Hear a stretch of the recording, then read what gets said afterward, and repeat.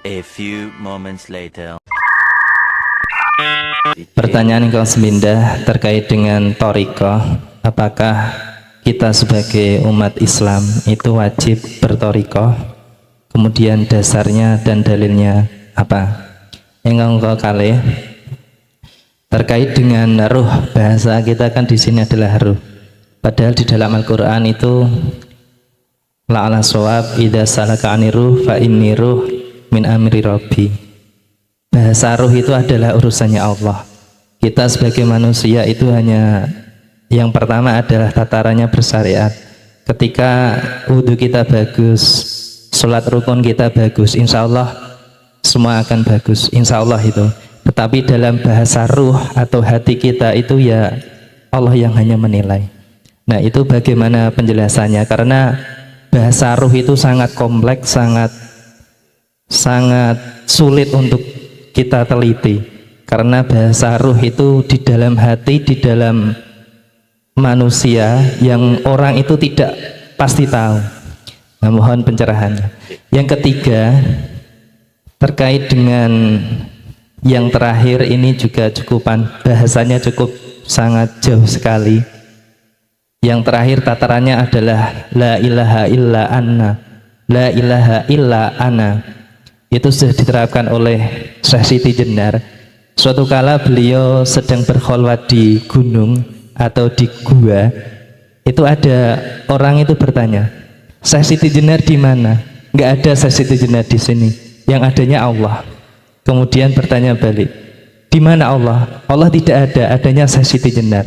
Nah itu bagaimana hal seperti itu? Akhirnya apa? Akhirnya Syekh Siti Jenar dihukumi mati oleh para wali songo saat itu. Nah itu kalau kita bahasan seperti itu berthariqah itu kan seakan-akan itu pembenaran sepihak. Jadi di luar sana itu tidak mau menerima. Kekhawatiran kita apalagi masyarakat awam itu ya seperti itu. Apalagi di masyarakat awam itu syariat pun belum bisa, sudah bertauhid sampai ke titik hakikat dan makrifat itu luar biasa.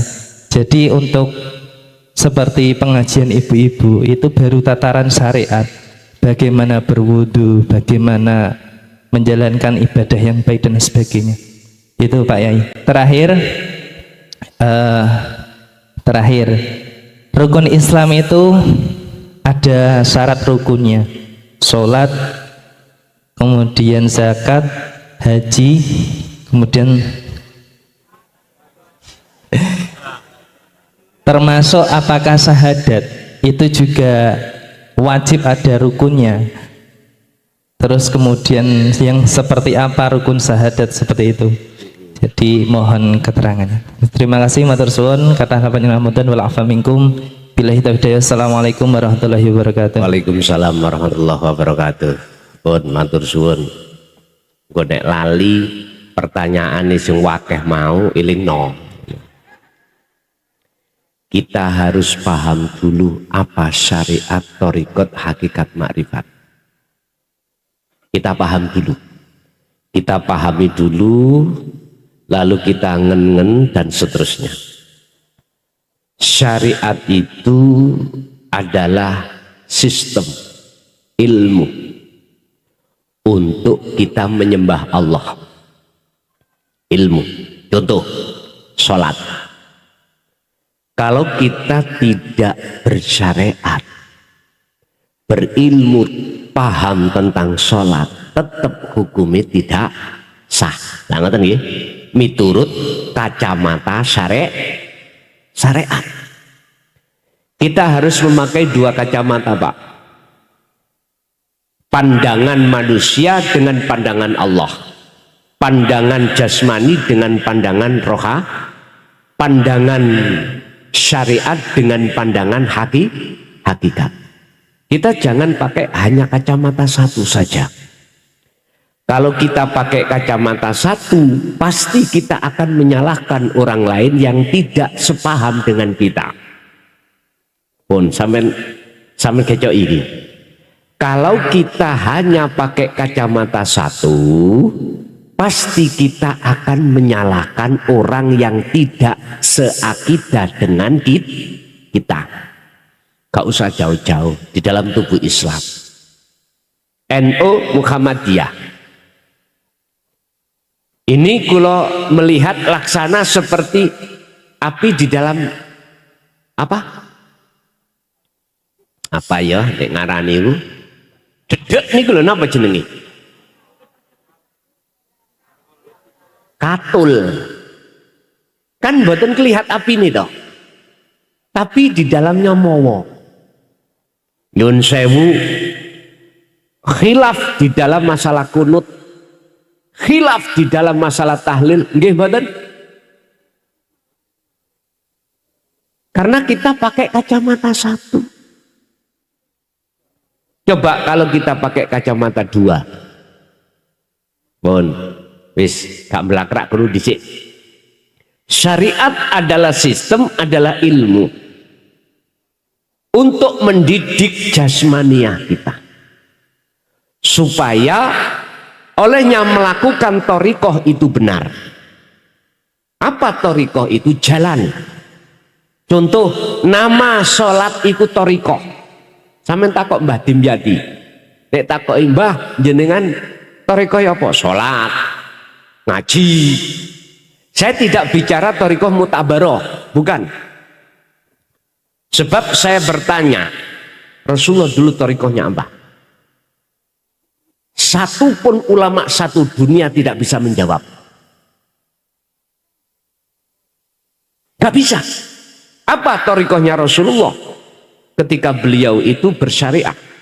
Gak ada yang bisa menjawab. Saya sekali lagi tidak bicara thariqah muktabaroh mulai A sampai Z loh, bukan ya? Bukan. Sekarang saya jawab. Nama sholat, nama zakat, nama puasa, nama haji, ibadah makhduf. Membaca Quran, ibadah makhduf. Nama sebuah ibadah itulah thariqah. Apa sih thariqah? Jalan. Lah hakikat adalah tujuan. Jenengan sholat tujuannya nyembah sopo? Aku tanya. Allah toh? Oke. Kalau jenengan kali kula iki dikatakan sudah berhakikat. Hakikat itu adalah juga tujuan untuk mendunungkan ruhaniyah supaya benar ruhaniyah sampai itu betul-betul menyembah Allah. Aku bertanya, waktu sholat jenengan nyembah sopo? Iku lak lesan sampean, ati sampean kira-kira. Nyun sewu Pak, buka surat Al-An'am ayat 7, ayat 97. Kula tulis ya. Digosok. Oh ini. Tolong biar umat Islam sadar. Nek gak sadar ya wis dudu urus aku. Iki kisahnya Nabi Ibrahim. Al-An'am ayat 97. Di situ disebutkan inni wajjahtu wajhiya lilladzi fatoros samawati wal ard hanifan. Terakhir wama ana minal musyrikin. Pun ini Nabi Ibrahim. Ini tentang hakikat tujuan sholat. Hati. Sesungguhnya ku hadapkan wajah ruhku terhadap wajah Allah. Wajah itu wajah Allah. Sifatnya Allah lilladzi fataras samawati wal ard. Yang menciptakan, yang menguasai terhadap isi langit dan bumi. Ketika ruhaniyah hati sampai betul-betul menghadap wajah Allah, hanifan dengan sungguh-sungguh, maka ayat yang terakhir wa ma ana minal musyrikin, beliau mengatakan dan saya bukan termasuk golongan orang yang menyekutukan Allah. Mafhum mukhalafah daripada ayat ini kebalikan. Barang siapa yang wajahnya, hatinya menghadap samawati wal ard, bukan menghadap Allah, maka jelas manafi iki hilang. Akhirnya wa ana minal terasa atau tidak terasa, itulah fakta yang terjadi. Makanya saya mohon maaf mekengkeng bersikekeh menjelaskan tentang hakikat itu supaya hati jenengan estu berhakikat menyembah hanya pada Allah.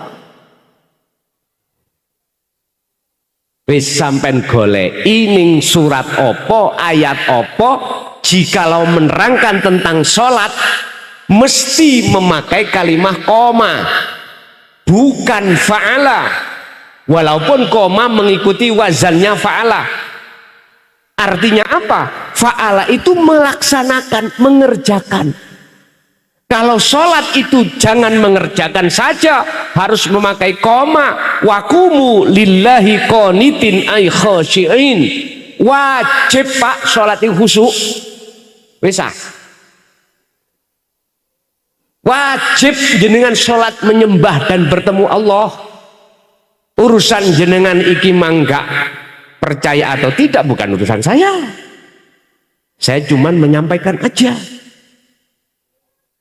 Apa sih hakikat adalah tujuan.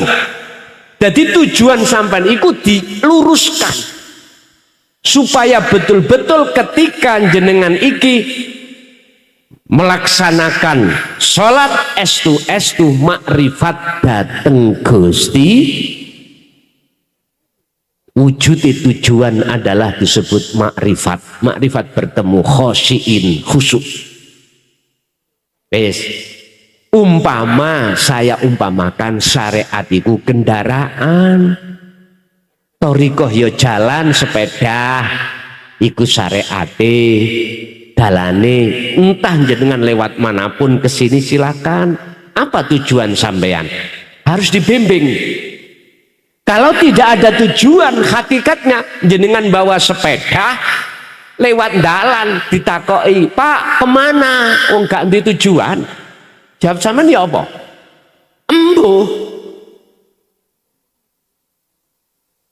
Lah ketika jenengan duweni tujuan kesini ngaji, wujude tujuan sampean teng mriki disebut makri. Lah terus sepeda sampean tele pundi? Diparkir enggak? Diparkir. Nanti dipakai lagi. Kalau jenengan sudah sampai di sini, mana sepeda sampean? Sampean parkir toh? Artinya gini, Pak. Ada proses-proses orang sholat itu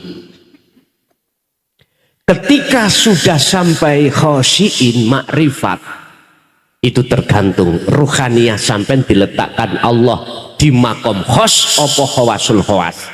Nek khos mesti sampai lali dengan hitungan rokaat. Nek khawasul khawas masih ingat. Tapi hati sampean itu tidak akan teringat pada selain Allah. Gak percaya dijajal.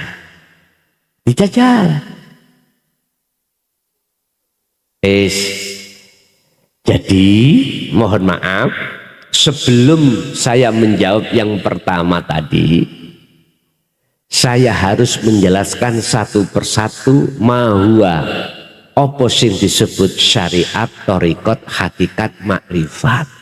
Jadi thariqah itu semua nama dari ibadah mahdhuf atau ghairu mahdhuf, itu thariqah. Rasulullah ketika menghadapi kondisi apapun, baik sholat, zakat, puasa, haji, atau aktivitas yang lainnya, ibadah yang tidak murni, beliau dahar, dia ngunjuk, dia aktivitas apapun, beliau jadikan itu sebagai sarana yang diberikan Allah untuk bertemu Allah itu Rasulullah. Berarti tak jawab torikoi Rasulullah itu seluruh ibadah mahdhuf ataupun goiru mahdhuf. Apa mahdhuf? Ibadah murni, sholat, zakat, puasa, haji, maca Quran, iku murni. Yang tidak murni, jenengan kerja, jenengan makan, jenengan beraktivitas apapun, itu yang tidak murni. Rasulullah memakai itu, beliau jadikan sebagai thariqah untuk bertemu Allah. Bon, terus nek takok jenengan dalilin dita wajib mlebu thariqah. Misalnya takok dalil gitu. Dalil itu apa sih? Tondo. Coba tak jawab ngenten. Sederhana mawon jawabanku loh. Jenengan wau nggo sepeda terus gak ono dalane iso tutuk kene. Halo. Jenengan betul sepeda nanti cak tujuan sampai ngaji. Terus dalane gak ono. Nyampe sini mboten? Wis iku jawabane. Enteng-entengan jawabannya. Terus nek jawaban sampean cara thariqah ning Quran, buka tentang wasilah. Buka ning Quran bab wasilah, wajib kita berwasilah. Berarti wasilah itu jenengan wasilah sanate kudu sambung. Lah, jenengan wasilahnya lewat ndi? Untuk menuju nang Allah. Terserah. Thariqah sampai lewat ndi? Monggo. Makanya mohon maaf sekali lagi. Saya di sini tidak ngajak debat. Ya. Saya di sini mintanya dialog ya. Supaya bisa saling mengisi. Nek debat kan marine. Sampai subuh mekengeng dewe. Sehingga tadi ada muncul kalimat iki masyarakat umum. Lawang syariate durung teteh kok katinang tauhid hakikat marifat. Nyuwun sewu, jenengan berani menjamin ketika ibu-ibu sing tua-tua ini meninggal belum berhakikat marifat, sampean wani jamin? Wani jamin enggak keselamatan beliau? Ayo buka di dalam surat Al-Isra ayat 72. Wis ben clear mesisan. Al-Isra 72. Di situ Allah katakan, barang siapa saat hidup di dunia mata hatinya masih buta pada Allah, belum hakikat makrifat, terus ketekan mati, manggana fi hadihi a'ma fahuwa fil akhirati a'ma wa adallu sabila. Siapa yang bertanggung jawab? Ayo, beranitah kita sebagai kiai ustadz menjamin keselamatannya?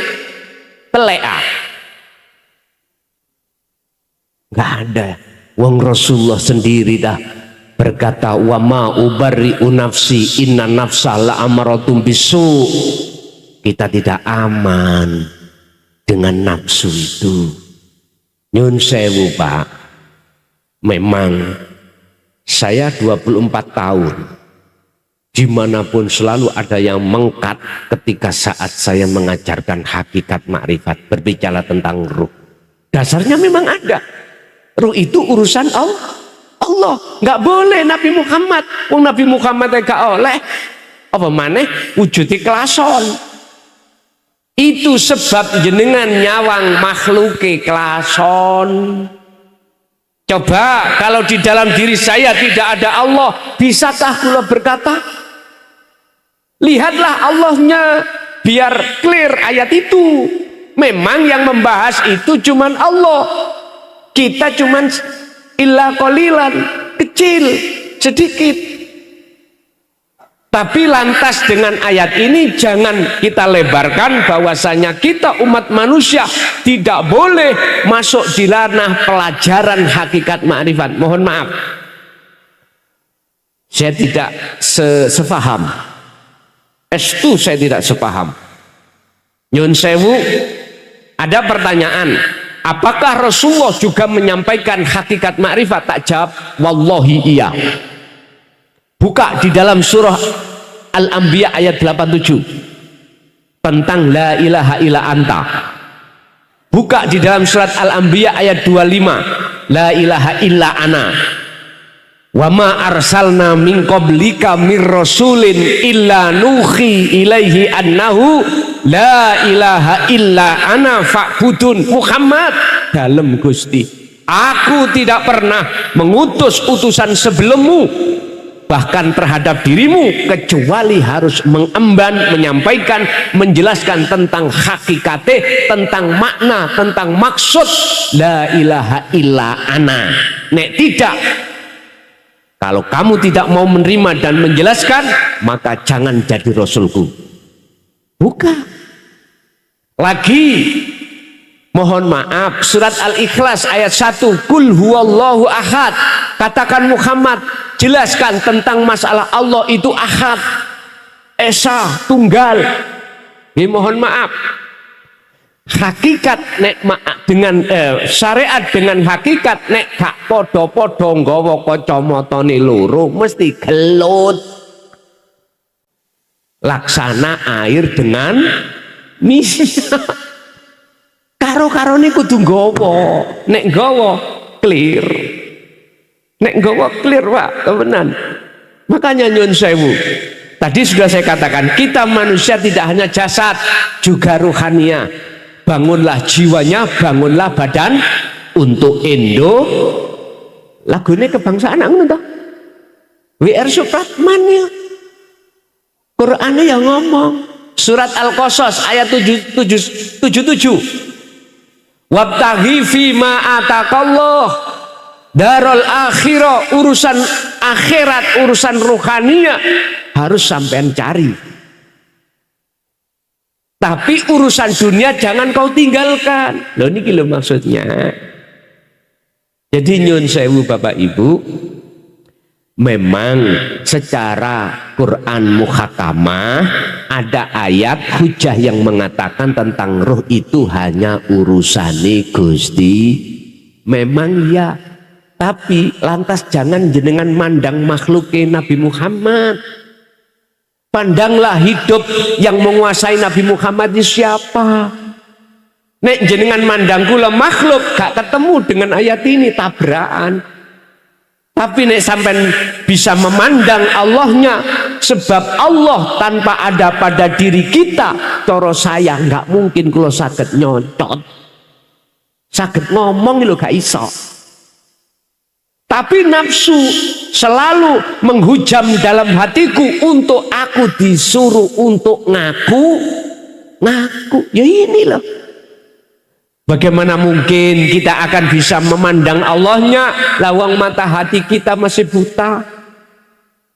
Akhirnya jatuhnya iman kita yang memberikan pengajaran la ilaha illa anta iku makhluk. Ya ini lho Pak, ndadekno gelut iku ya ndok kene. Terkait masalah siapa? Siti Jenar dengan Wali Songo. Jenengan cari sejarah toh. Nggih mboten? Iya apa gak lakan gurung ruh. Kita semua kan cari ini. Nggih mboten? Kita cari sejarah sing ono film. Iya enggak? Iya apa enggak? Kita kan enggak tahu.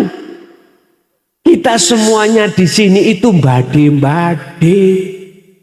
Nyun sewu Pak, mohon maaf, tidak ada ceritanya ala inna auliya Allah la khaufun alaihim walahum yahzanun, saling membunuh, nggak ada. Kalau boleh saya katakan, itulah propaganda orang-orang yang tidak suka dengan ajaran Rasulullah di jalur hakikat makrifat. Kalau boleh saya katakan ya, kalau boleh, saya tidak menyalahkan apa yang ada di film itu. Ketahuilah kita iku mek jare